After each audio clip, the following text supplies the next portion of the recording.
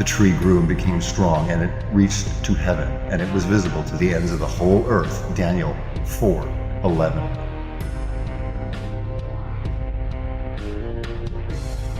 And the moon will not give her light, and the stars will fall from heaven. Matthew 24:29. How is this possible? How? Behold, he is coming with the clouds, and every eye will see him. Revelations 1:7.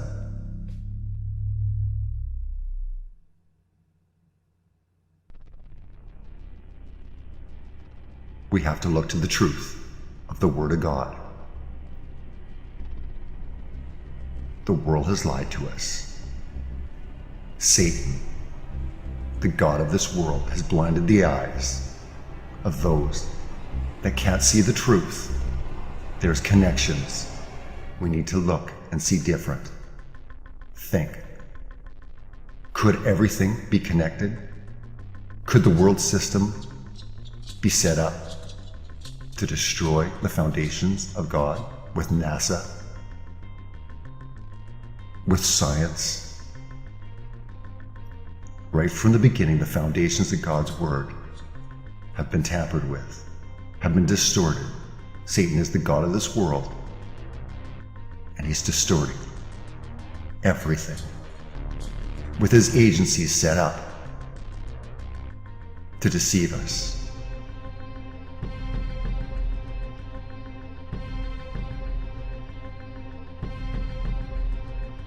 Look at what NASA presents us. CGI, paintings, composites, stitched together. Where are the pictures of the Earth? Why is it that there is only 2 images of the Earth? Where's the HD footage of the spinning Earth?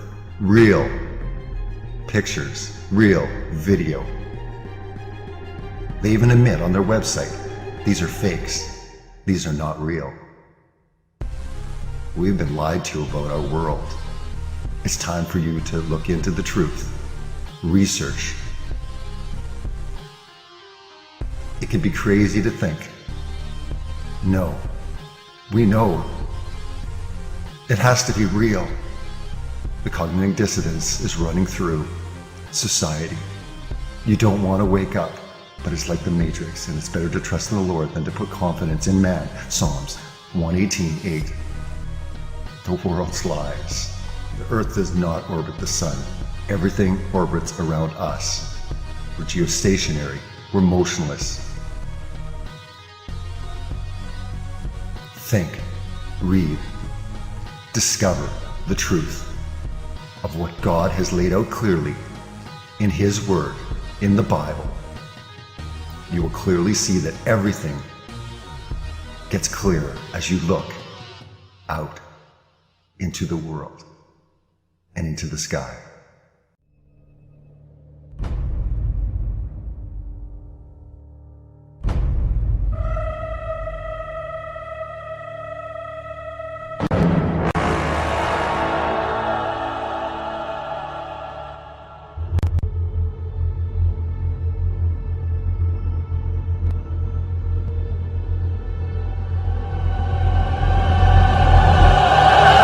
Let it begin.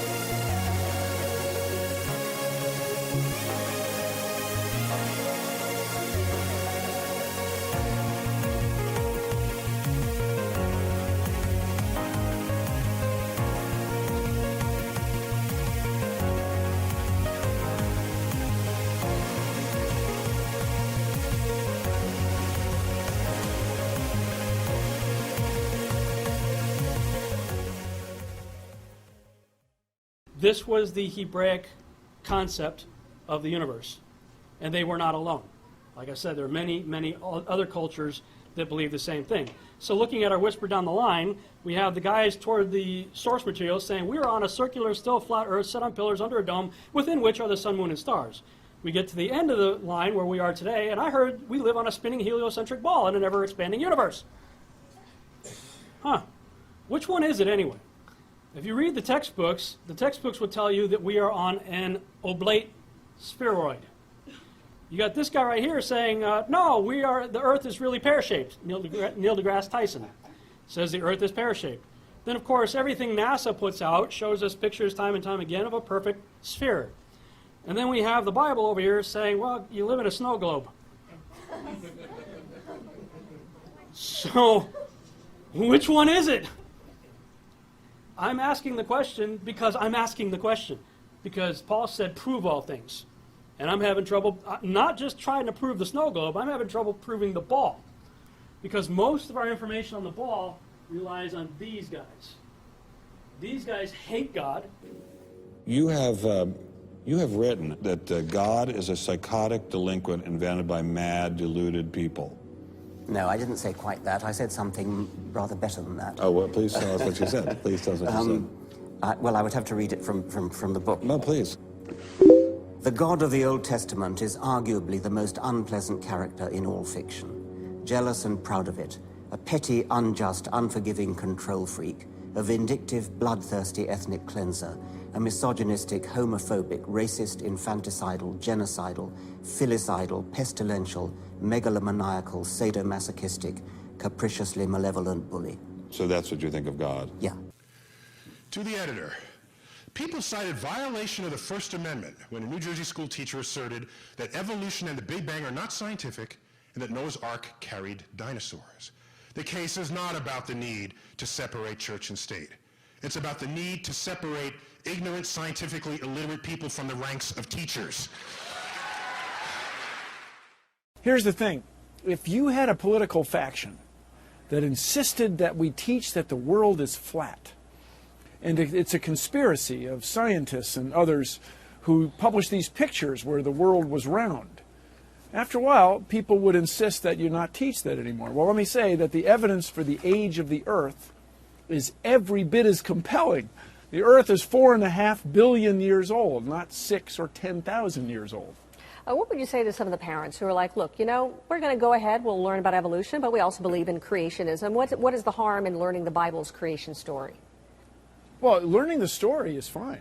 I mean, that's great, but it's not science. And tax dollars used for science education shouldn't be used to teach creationism as an alternative. Creationism is not right. It's that assertion that the world is that young and was created that quickly and that ancient dinosaurs are some sort of deity's scheme to trick you, that's not right. That's not science. A Gallup so poll, tax dollars shouldn't be used to teach that. A Gallup poll actually says that 46% of Americans believe in creationism, that God created man in the past 10,000 years or so.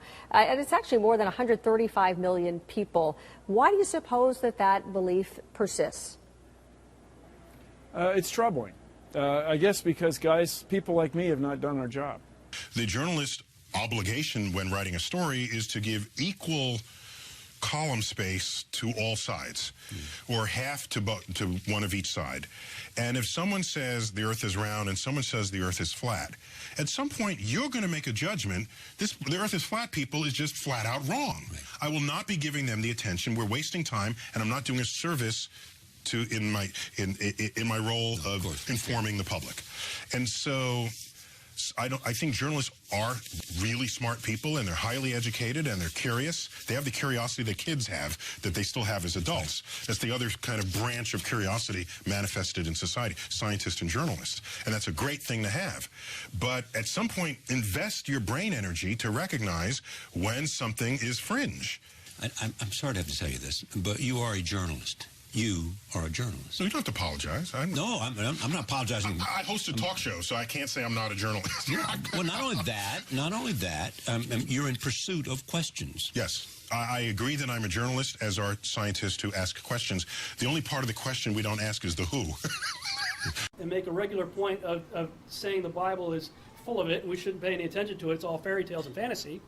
And it doesn't take but a day of doing research on NASA that you find out that, yeah, there is no reason why you should ever trust NASA. When I was talking with the gentleman from Belcom, and we were discussing the lie, everything he was telling me was different from what we were being told was the truth.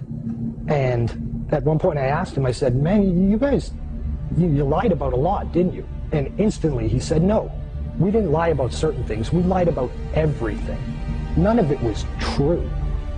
I really don't think people realize how deep the lie goes. Space, the final frontier. Space may be the final frontier, but it's made in a Hollywood basement. The Vector, NASA's official logo. If you've ever looked at NASA's official logo, both their official insignia and their official seal, you'll see that the most prominent object in the seal is a red swooshing object. They call that the chevron or the vector. If you ask NASA's Public Affairs Office, this symbology is featured so heavily in their insignia and seal, they'll give you what really amounts to the standard facile cover story for the unilluminated. They'll tell you that that is a representation of a hypersonic wing design from the 1950s, which was the time the logo was created. Not exactly the case. Someone might want to ask the Russian Federal Space Agency, Roscosmos, that was formed in 1992, why they chose that same logo.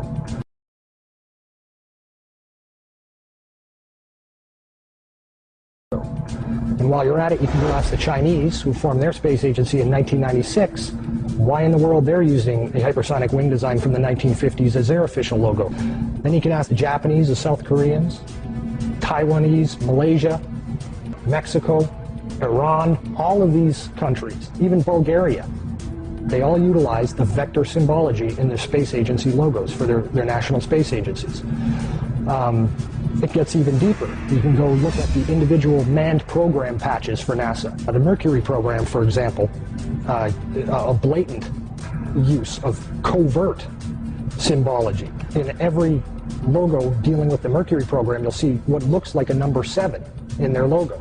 And again, NASA's official story is that they put this number 7 there so that they could pay homage to the original 7 Mercury astronauts. Kind of forgetting the fact that only 6 Mercury astronauts actually flew into space, because number 7 never did. Deke Slayton had a heart problem, so he didn't get to go up. So there were only 6 Mercury astronauts. Yet there's a 7 in every single logo. That's in the official mission or official program insignia for Mercury, as well as the 6 individual mission patches carry this logo. And it carries on to the Space Shuttle program. If you look at the Apollo logo has a big letter A in it. At least that's what they want you to believe, but it's not. Again, that's just a simple way of explaining away the inclusion of this vector symbology in the logo.